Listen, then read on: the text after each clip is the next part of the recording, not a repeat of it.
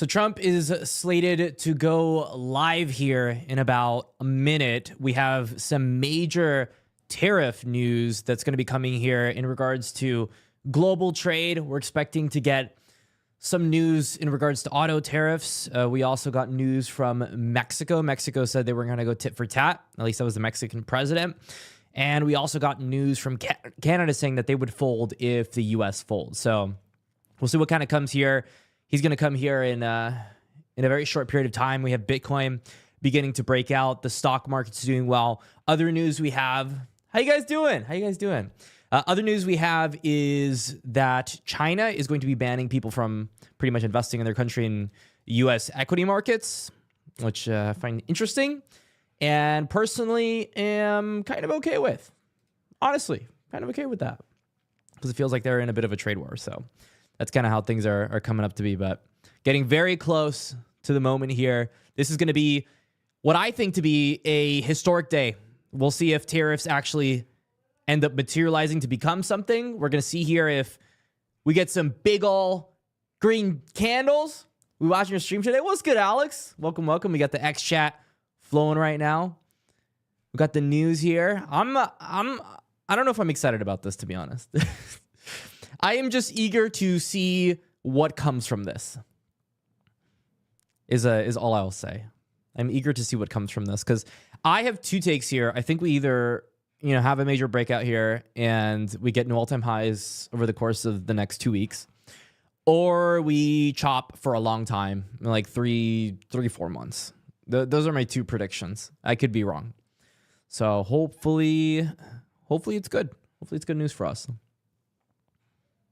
Looks like everybody's beginning to stand up here, looking around.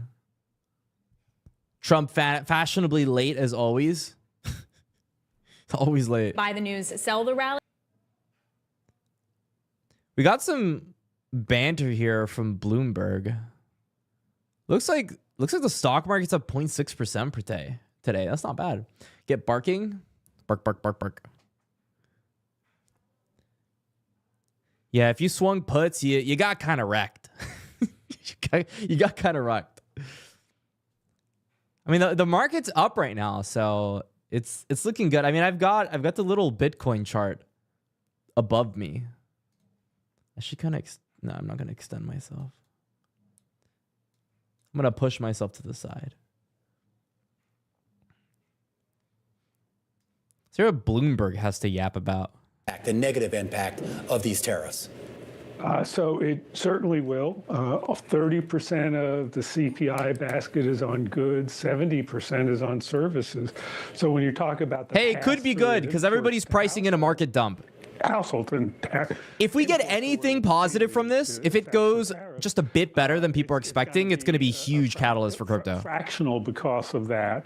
However, services do use some imported inputs. You drive around in your car. There will be. What the hell's going on?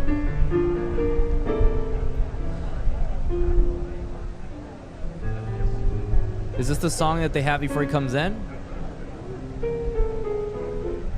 Of course, Jimmy. Anytime, boys.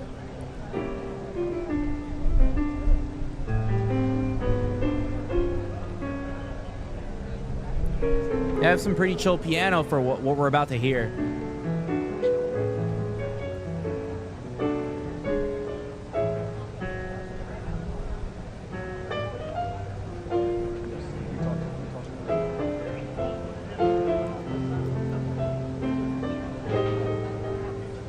Hey, I'm at least glad that we're getting this out of the way. Reciprocal tariffs. I mean, so far it seems like the other countries kind of don't want to do that, which makes sense. The U.S. is a pretty big country.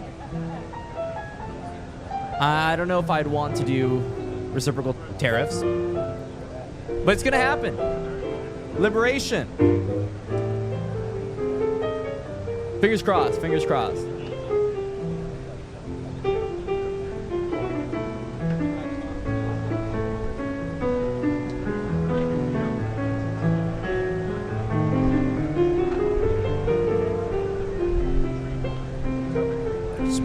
piano shots.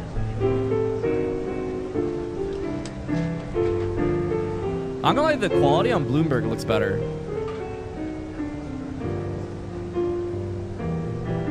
Is it outdated though?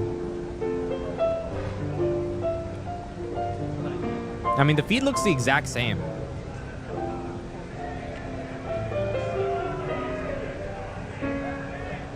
All right, I think it's happening. I'm gonna shut up now.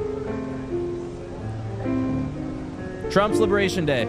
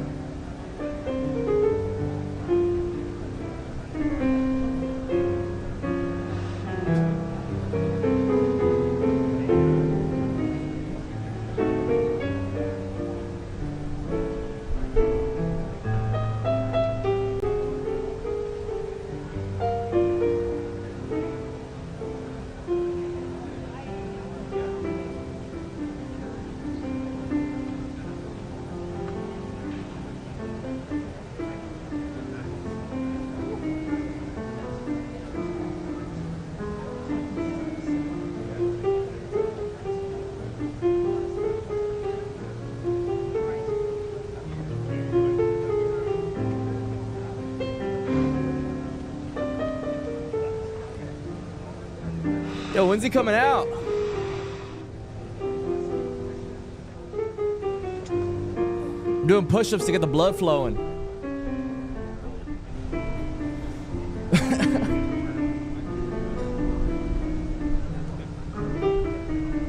Hey, everybody needs some piano sometimes. I actually have an acoustic guitar that I can play.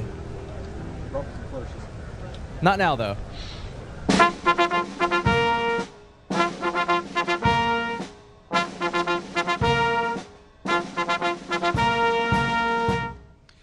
Ladies and gentlemen, the President of the United States.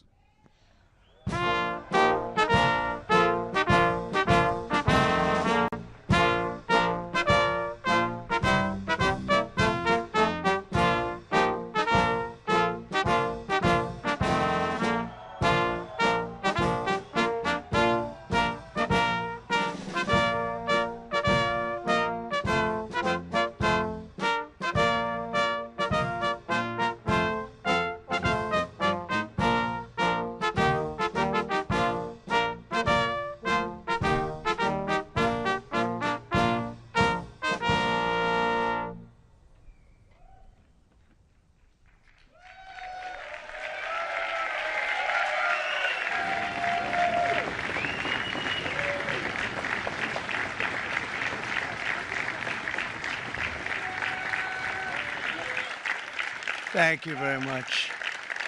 Thank you. Nice crowd. What a good-looking group of people. Well, we have some very, very good news today, and a lot of good things are happening for our country. Please sit down. My fellow Americans, this is Liberation Day. Waiting for a long time.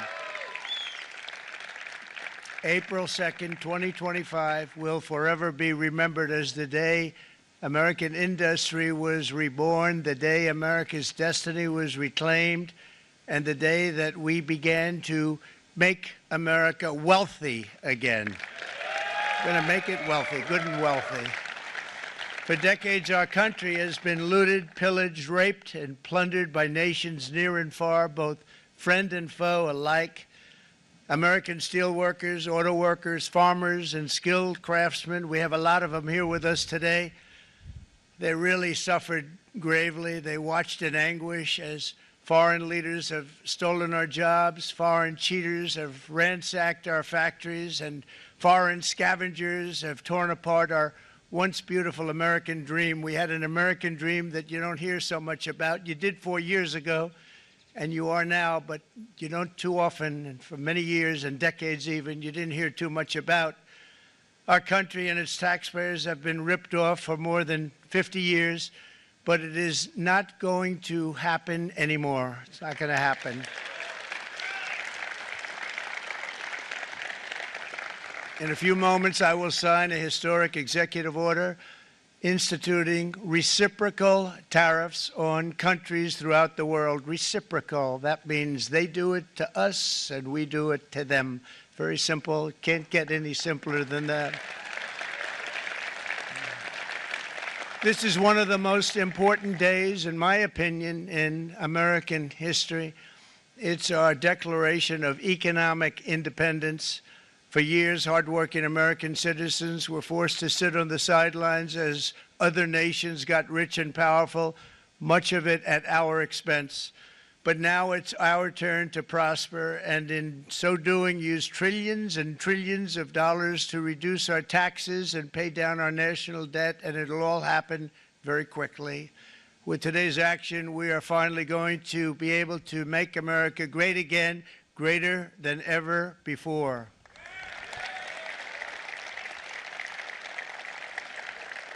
Jobs and factories will come roaring back into our country, and you see it happening already. We will supercharge our domestic industrial base. We will pry open foreign markets and break down foreign trade barriers. And ultimately, more production at home will mean stronger competition and lower prices for consumers. This will be indeed the golden age of America. It's coming back, and we're going to come back very strongly. We're pleased to be joined on this momentous occasion by Vice President J.D. Vance. J.D., thank you. Thank you. Thank you very much. Where are you, J.D.? No, that wasn't too hard to find. I was looking, you know, he likes to take a low-key attitude, so it'd usually be sit right in front. He's gaining a lot of confidence, Mike, isn't he? And nearly my entire cabinet is here, as well as Speaker Mike Johnson, who's done an amazing job. And with the great success we had last night in Florida, we have a majority of 7. And 7's like a lot when we had it at 1, right? You've done a fantastic job. And many of the members of the House and Senate are with us. Senators, Congressmen, thank you all for being with us. We appreciate it. For decades, the United States slashed our trade barriers on other countries, while those nations placed massive tariffs on our products and created outrageous non-monetary barriers to decimate our industries. And in many cases, the non-monetary barriers were worse than the monetary ones. They manipulated their currencies, subsidized their exports, stole our intellectual property, imposed exorbitant VAT taxes to disadvantage our products, adopted unfair rules and technical standards, and created filthy pollution havens. They were absolutely filthy, but they always came to us and they said, we're violating, we should pay for it. It's all detailed in a very big report by the U.S. Trade Representative on foreign trade barriers, and I'll just hold it up for you. It's available, and you don't have to pay too much. As I understand it, you'll pay nothing. It's a lot of work for something, actually, because it's a special book. It's very, frankly, it's very upsetting when you read it, when you see what people have been doing to us for 30 years. This all happened with no response from the United States of America, none whatsoever. But those days are over. Let me offer just a few examples of the vicious attacks our workers have faced for so many years. The United States charges other countries only a 2.4 tariff on motorcycles. Meanwhile, Thailand and others are charging much higher prices, like 60%. India charges 70%. Vietnam charges 75%, and others are even higher than that. Likewise, until today, the United States has for decades charged a 2.5 tariff. Think of that, 2.5% on foreign-made automobiles. The European Union charges us more than 10% tariffs, and they have 20% VATs, much, much higher. India charges 70%, and perhaps worst of all are the non-monetary restrictions imposed by South Korea, Japan, and very many other nations as a result of these colossal trade barriers. 81% of the cars in South Korea are made in South Korea. 94% of the cars in Japan are made in Japan. Toyota sells 1 million foreign-made automobiles into the United States, and General Motors sells almost none. Ford sells very little. None of our companies are allowed to go into other countries. And I say that, friend and foe. And in many cases, the friend is worse than the foe in terms of trade. But such horrendous imbalances have devastated our industrial base and put our national security at risk. I don't blame these other countries at all for this calamity. I blame former presidents and past leaders who weren't doing their job. They let it happen, and they let it happen to an extent that nobody can even believe. That's why, effective at midnight, we will impose a 25% tariff on all foreign-made automobiles.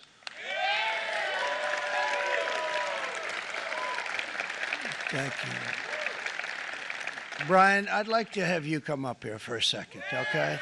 I just see him sitting. He's been a fan of ours, and he understands this business a lot better than the economists, a lot better than anybody. Brian, say a few words, please, would you? Thank you, Mr. Thank you. President. It's a great honor to have you. Thanks. Thank you, Mr. President.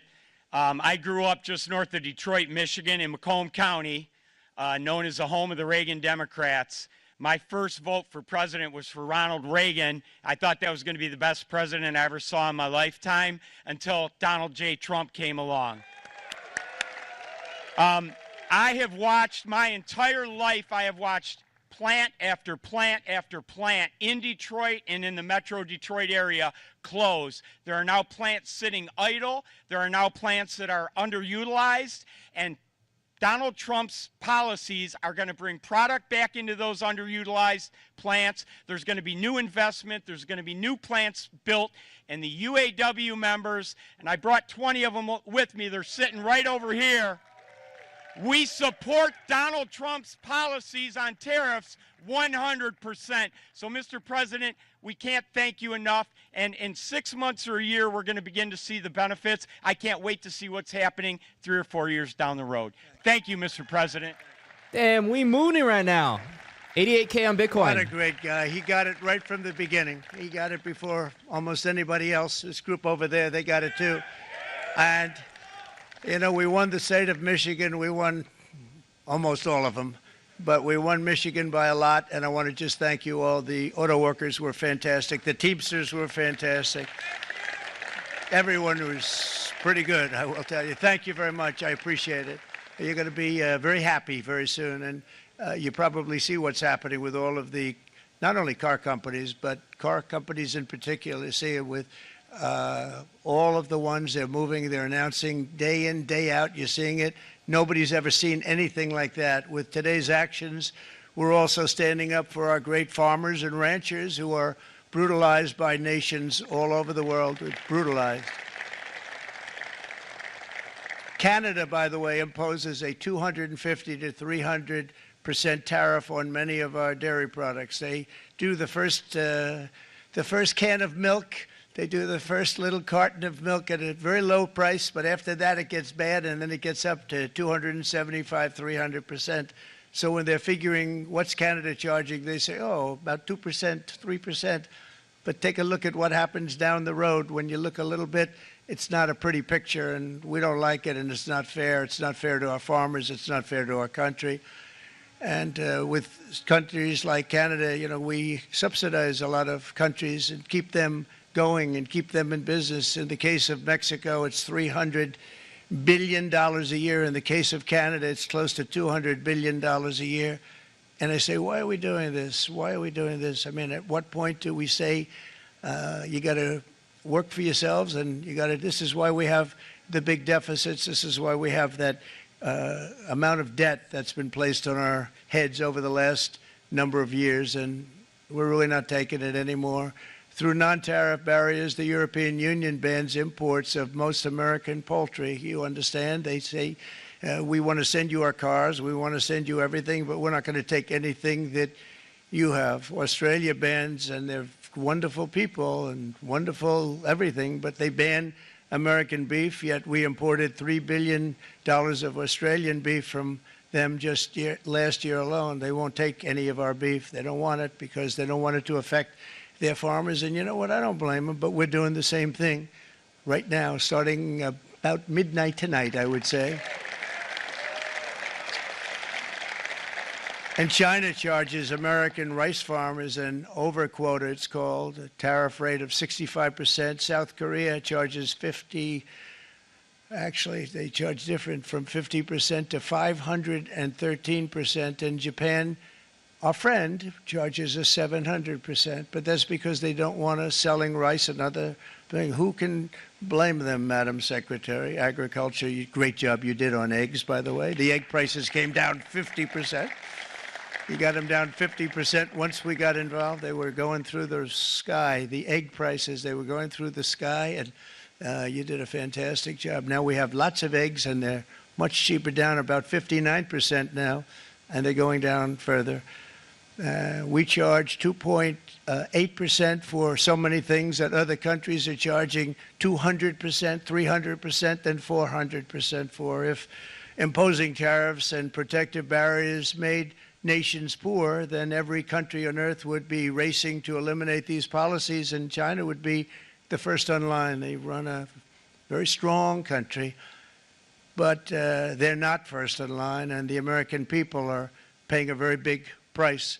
From 1789 to 1913, we were a tariff-backed nation, and the United States was proportionately the wealthiest it has ever been. So wealthy, in fact, that in the 1880s, they established a commission to decide what they were going to do with the vast sums of money they were collecting. We were collecting so much money so fast, we didn't know what to do with it. Isn't that a nice problem to have? What do you think, Marco? Good problem?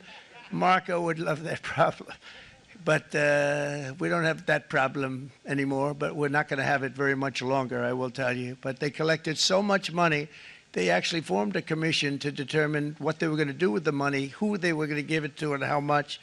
Then in 1913, for reasons unknown to mankind, they established the income tax so that citizens, rather than foreign countries, would start paying the money necessary to run our government.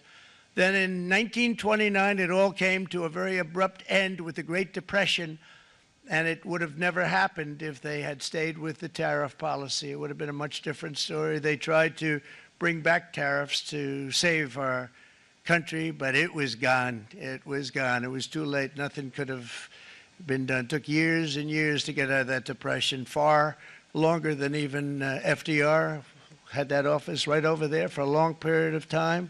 The ramp system, that's rather intricate, was built because of him, and every time you walk up, you think of him, and he did a great job in many ways, but it lasted long beyond his terms, as you know. But it's not too late any longer, and we're going to start being smart, and we're going to start being very wealthy again. We're going to be wealthy as a country because they've taken so much of our wealth away from us. We're not going to let that happen. We truly can be very wealthy. We can be so much wealthier than any country. It's not even believable, but we're getting smart. Nearly a century later, in the face of unrelenting economic warfare, the United States can no longer continue with a policy of unilateral economic surrender. We cannot pay the deficits of Canada, Mexico, and so many other countries. We used to do it. We can't do it anymore. We take care of countries all over the world. We pay for their military.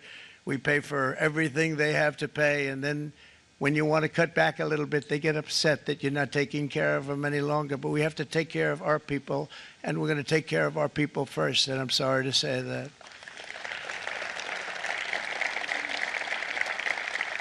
And today we're standing up for the American worker, and we are finally putting America first.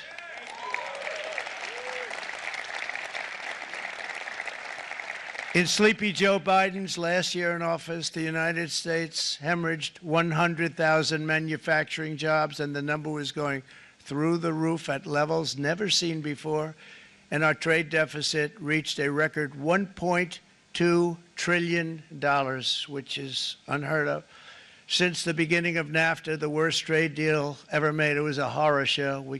I was able to terminate it. They all said you'd never be able to get it out. We had to get approval from Congress to get it terminated, We had to live with that deal. It was the worst deal, worst trade deal ever made by far. But since the very beginning of NAFTA, our country lost 90,000 factories. Think of what that is, 90,000. Think about putting a map up and putting text on it. You wouldn't have enough room. 90,000. I said, is that possible? We had it checked 4 different times, and it was actually somewhat higher than that. And 5 million manufacturing jobs were lost while racking up trade deficits of $19 trillion. That was the worst trade deal ever made. As a result of these gigantic losses, foreign nations now own $26 trillion more of American assets than think of this, than the Americans own of their own foreign assets or other foreign assets. The United States can no longer produce enough antibiotics to treat our sick. We have a tremendous problem. We have to go to foreign countries to treat our sick. If anything ever happened from a war standpoint, we wouldn't be able to do it. We import virtually all of our computers, phones, televisions, and electronics. We used to dominate the field, and now we import it all from different countries. A single shipyard in China now produces more ships every year than all of the American shipyards combined. Think of that. And it was a business that we used to dominate. We used to dominate it totally. In short, chronic trade deficits are no longer merely an economic problem. They're a national emergency that threatens our security and our very way of life. It's a very great threat to our country. And for these reasons, starting tomorrow, the United States will implement reciprocal tariffs on other nations. It's been a long time since we even thought of that. We used to think about it a lot. We didn't think about it for many decades, and you see what's happened. For nations that treat us badly, we will calculate the combined rate of all their tariffs, non-monetary barriers, and other forms of cheating. And because we are being very kind, we're kind people, very kind. You're not so kind when you got ripped off with your salaries. My auto worker friends and my Teamster friends and all of the unions that typically voted Democrat, they're not voting Democrat anymore because worker, whether union or non-worker, they're for the Republicans now. That's what happened. But we will charge them approximately half of what they are and have been charging us. So the tariffs will be not a full reciprocal. I could have done that, yes, but it would have been tough for a lot of countries who didn't want to do that. I'd like to see the chart if you have it. Could you bring it up, Howard? This is our great Secretary of Commerce, Howard Lutnick. Thanks, Howard. So if you look at that, China, first row, China, 67%. That's tariffs charged to the USA, including currency manipulation and trade barriers. So 67%, I think you can, for the most part, see it. Those with good eyes, with bad eyes. We didn't want to bring, it's very windy out here. We didn't want to bring out the big charts because it had no chance of standing. Fortunately, we came armed with a little smaller chart. So 67%, so we're going to be charging a discounted reciprocal tariff of 34%. I think, in other words, they charge us, we charge them less. So how can anybody be upset? They will be because we never charge anybody anything, but now we're going to charge. European Union, they're very tough, very, very tough traders. You know, you think of European Union, very friendly. They rip us off. It's so sad to see. It's so pathetic. 39%, we're going to charge them 20%, so we're charging them essentially half. Vietnam, great negotiators, great people.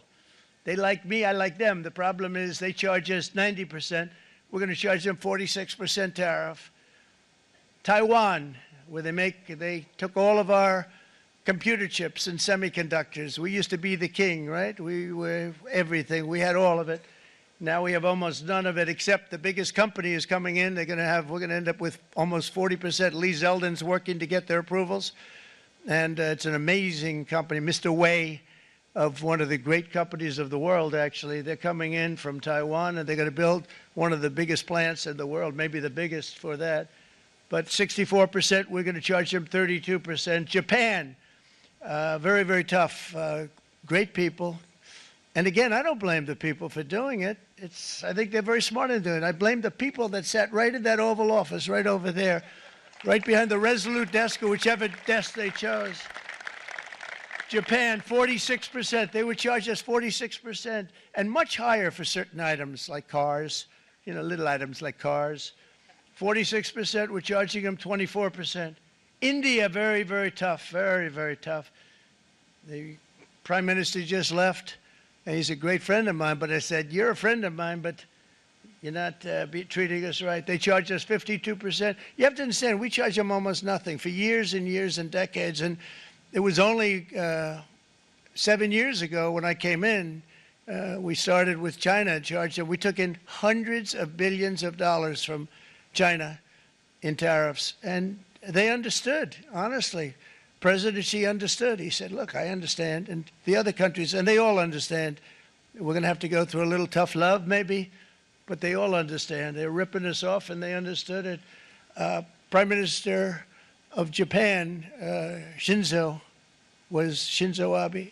He was a fantastic man. He was unfortunately taken from us, assassination. But I went to him and I said, Shinzo, we have to do something. A trade is not fair. And he said, I know that, I know that.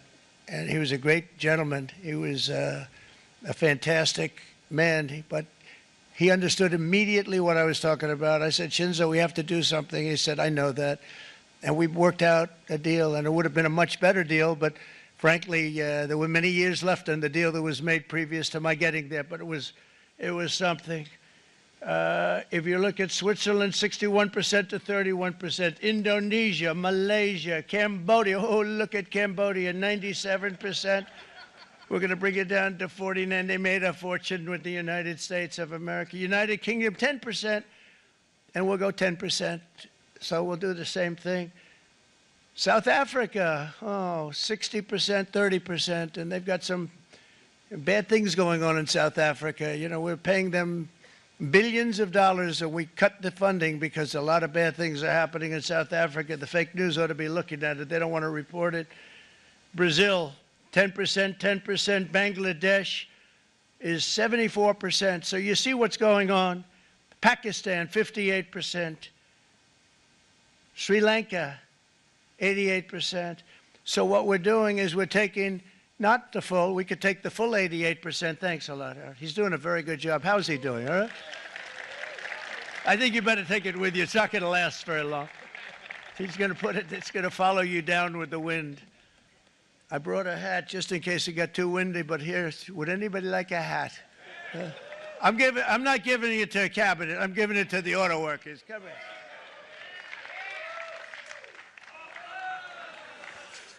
Thank you, fellas. Get it. That's it. That's it. They deserve it more than our cabinet.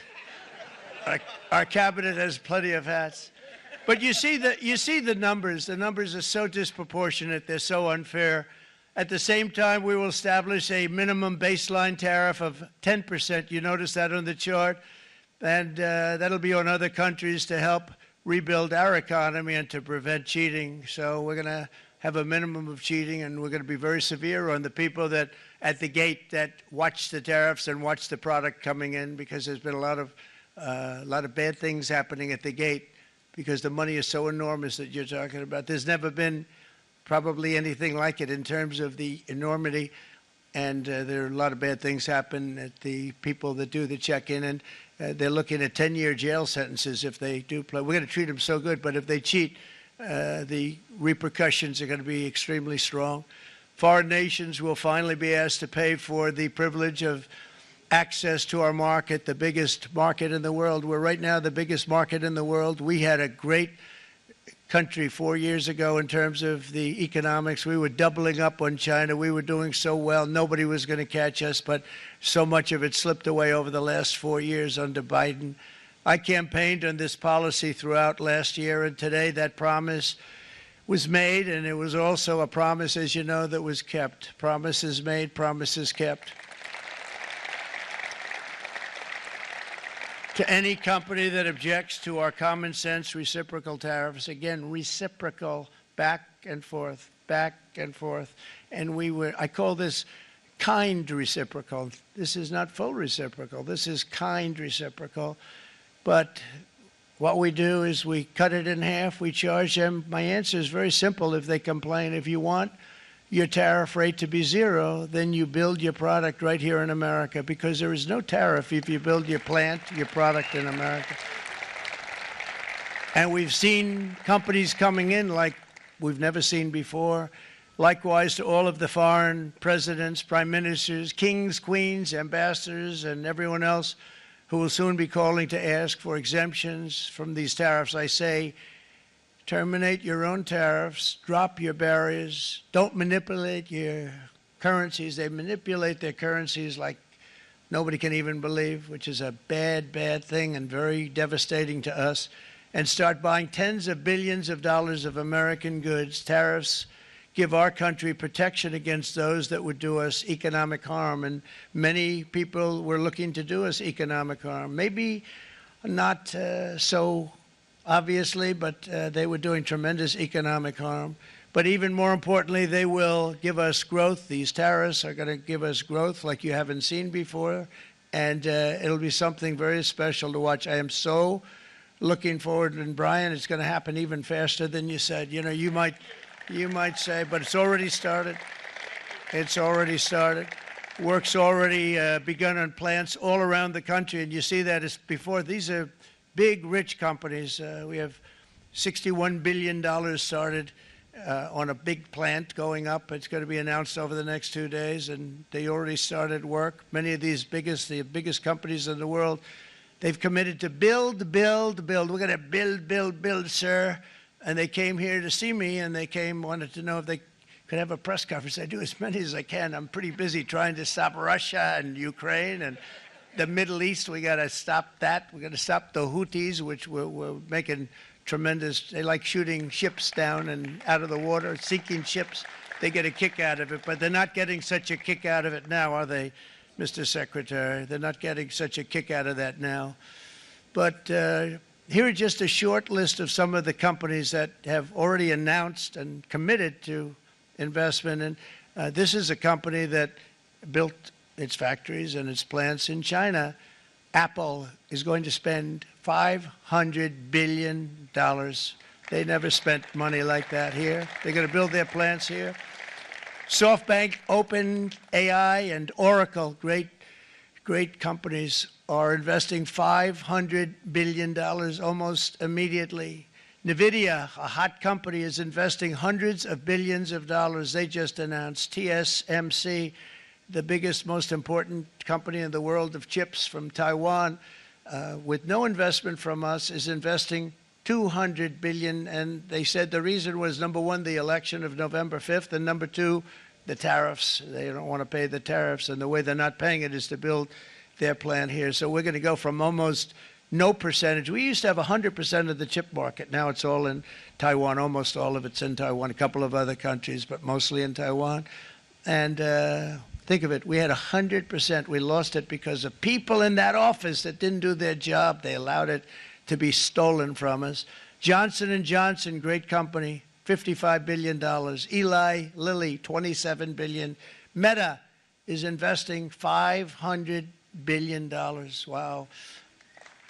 DeMac is investing $20 billion. CMA, CGM, $20 billion. And then you have Merck and Clarios, Stellantis, General Motors, GE Aerospace, Honda, Nissan, Hyundai are all putting in billions and billions of dollars, and they're committed 100%.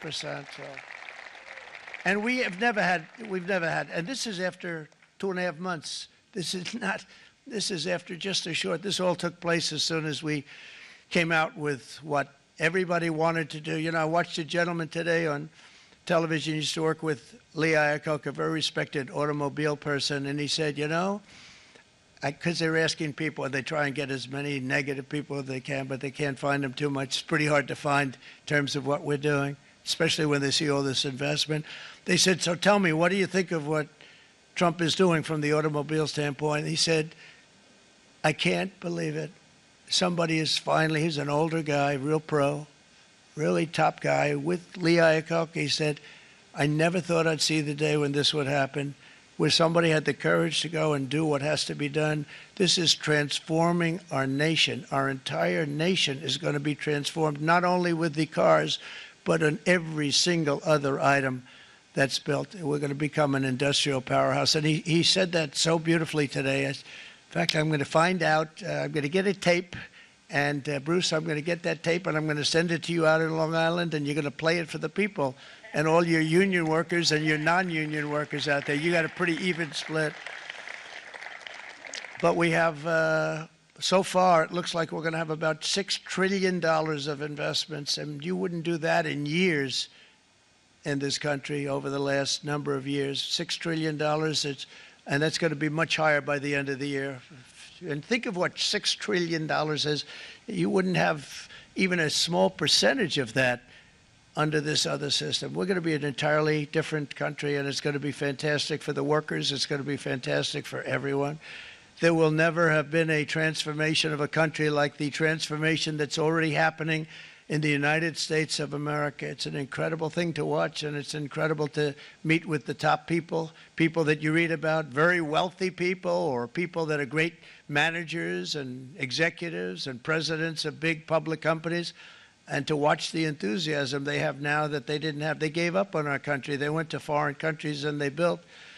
Companies are pouring into our country at levels never seen before, with jobs and money to follow, and it's really beautiful. In the coming days, there will be complaints from the globalists and the outsourcers and special interests and the fake news. Always, the fake news will always complain. But never forget, every prediction our opponents made about trade for the last 30 years has been proven totally wrong. They were wrong about NAFTA. They were wrong about China. They were wrong about the Trans-Pacific Partnership, which would have been a disaster if I didn't terminate it. If I didn't terminate that, United Auto Workers, you would have had no jobs in this country. You would have had no jobs. It was all going to other countries. In my first term, they said tariffs would crash the economy. Instead, we built the greatest economy in the history of the world. And again, I have great respect for President Xi of China, great respect for China, but they were taking tremendous advantage of us, and I commend them for that. I say, hey, if you can get away with it, that's okay.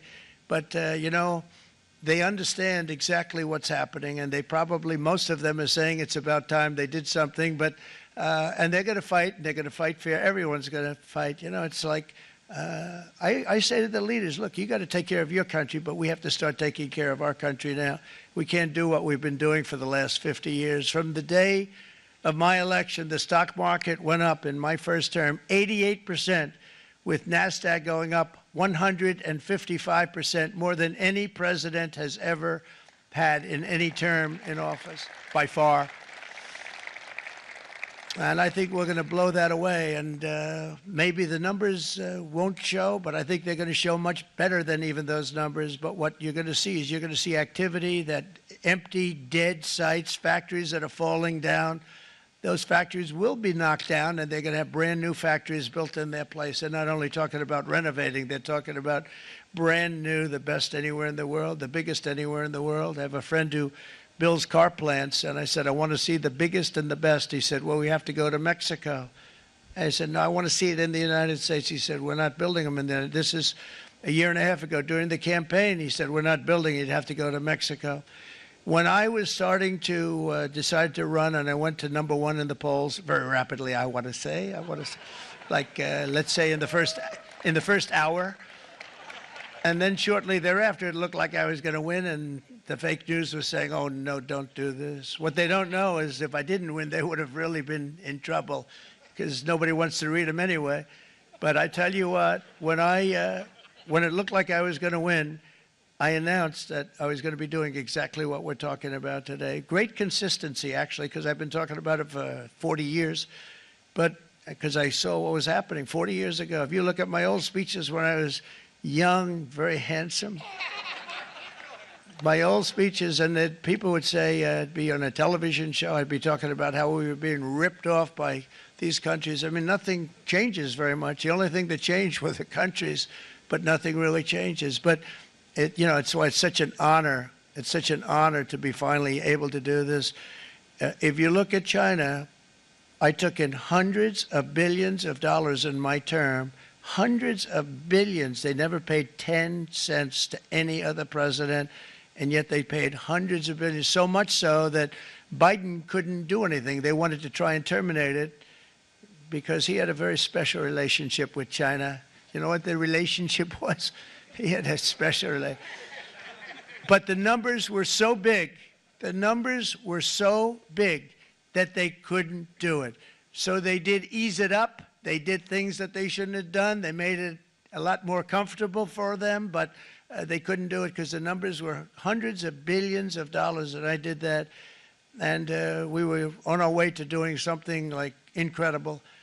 And then we had a very bad election happen, a very bad election. A lot of bad things happened. So when I said we got to do it again, I said we have to make it too big to rig. And we made it too big to rig, and we won in records, and it was a monumental win. And it was such an honor to see so many of you, like Brian and your friends, here with us to celebrate, and to more importantly celebrate what we're doing, because that wouldn't be a full celebration if we didn't do this, because this will be an entirely different country in a short period of time. It'll be something the whole world will be talking about it. The critics made the very tired predictions earlier this year, but in February, core inflation dropped to the lowest rate in 4 years. And the price of eggs, as you know, just in a month and a half, we were there for 4 weeks.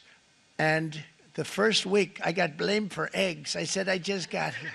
They said eggs have gone up at like 250%, and you can't get eggs. And they were going crazy. And I said, I just got here. And then we got to work on eggs, and we got to work on everything. And our great Secretary of Agriculture, you did a fantastic job. Brooke Rollins, she did a fantastic job. And as I said before, the price of eggs dropped now 59%, and they're going down more, and the availability is fantastic. They were saying that for Easter, please don't use eggs. Could you use plastic eggs? I said, we don't want to do that. We want to, and you really came through. It's an amazing job. Thank you very much, Brooke. You did great. But likewise, an old-fashioned term that we use, groceries. I used it in the campaign. It's such an old-fashioned term, but a beautiful term, groceries. It sort of says a bag with different things in it. Groceries went through the roof, and I campaigned on that. I talked about the word groceries for a lot, and energy costs now are down. Groceries are down. Gasoline is way under $3, and people are beginning to be able to buy things and live again. We brought prices way down. We created 10,000 already in a few weeks, new manufacturing jobs. And it was that took place in 1 month, numbers that they haven't seen in a long time. We had virtually no inflation under my term. We had virtually no inflation for 4 years, but after transitioning over to Sleepy Joe, it went from almost non-existent to the highest in the history of our country.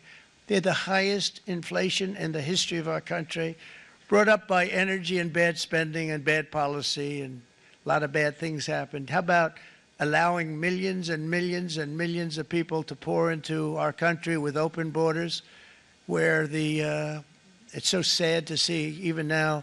And I see our great secretary you have done. Stand up, please, Christy. Stand up. Christy Noem and Tom Homan.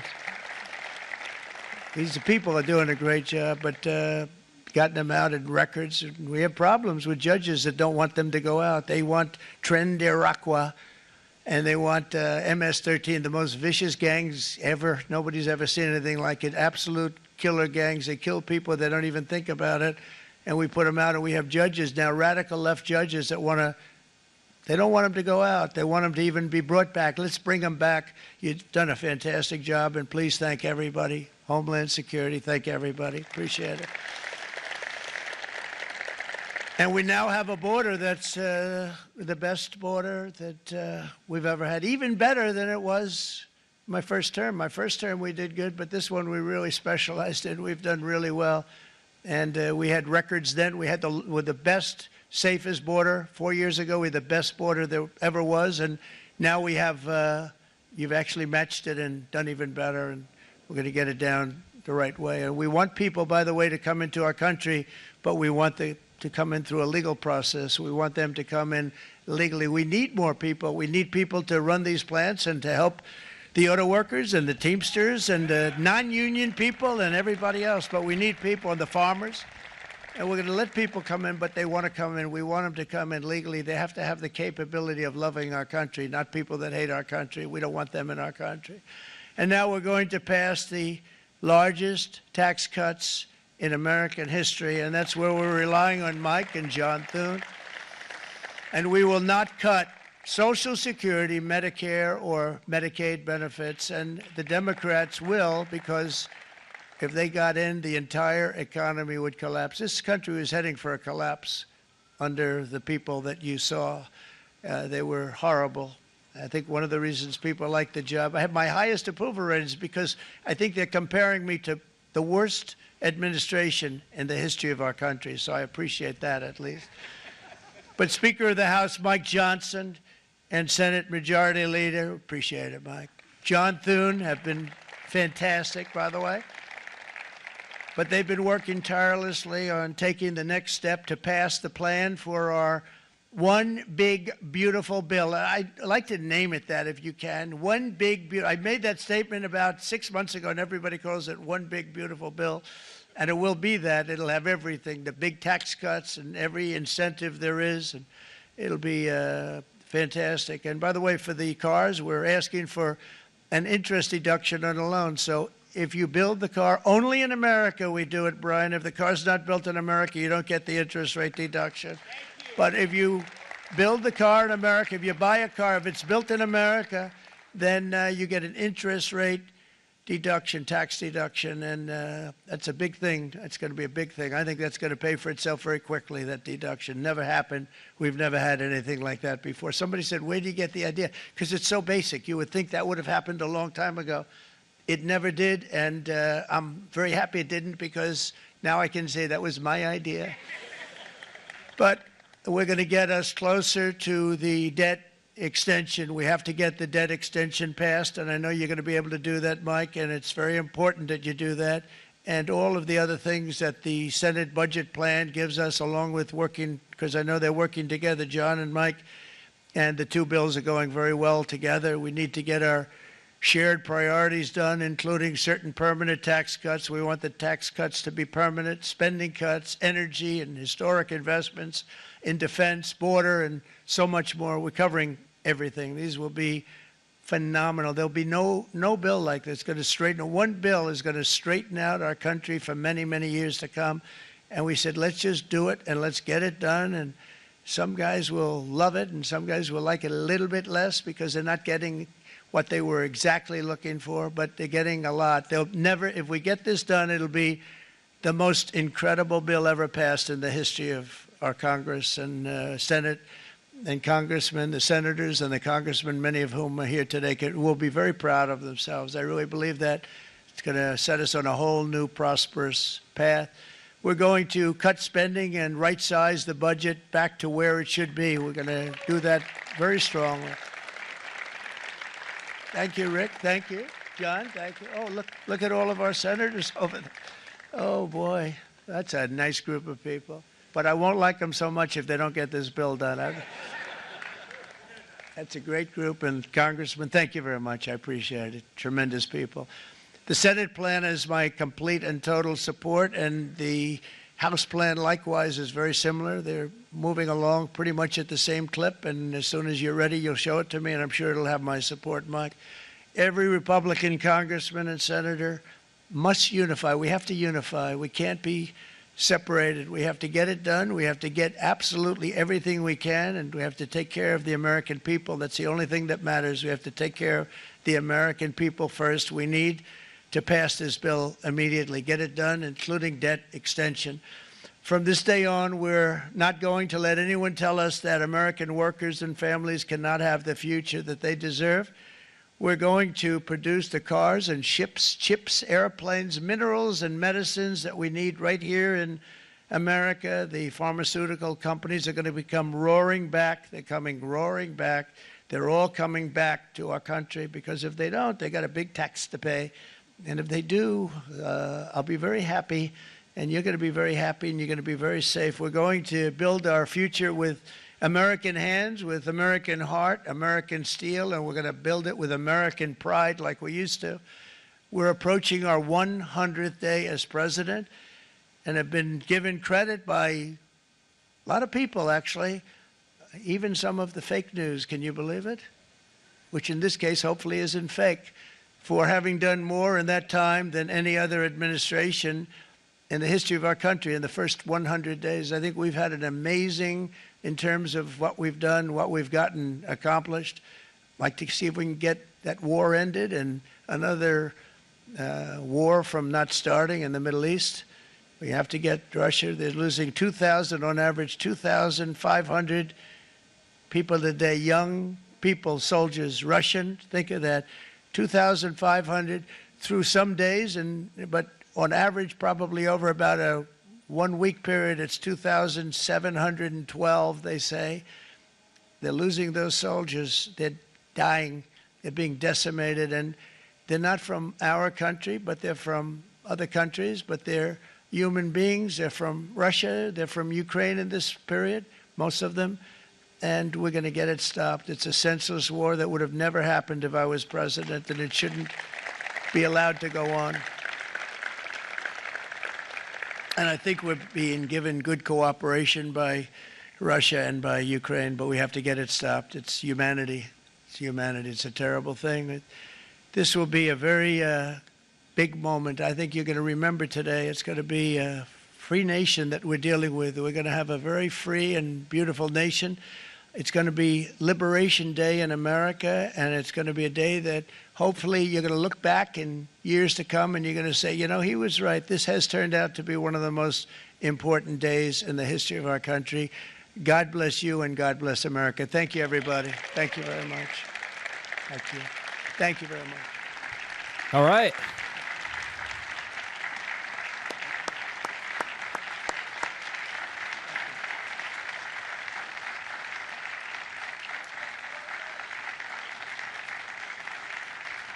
So what do we take from this? What do we take from all this? Here's the breakdown on all of the tariff news. Let me pop this window and hide it. So they're doing reciprocal tariffs on all the countries that did tariffs on them, right? And they're going to have a minimum of 10%. So the ones that did 10% also get 10%.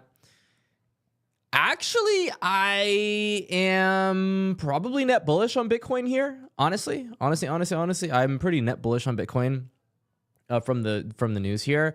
I was expecting worse. You know, I was expecting a match, like a full match, and that would have been much worse for the markets.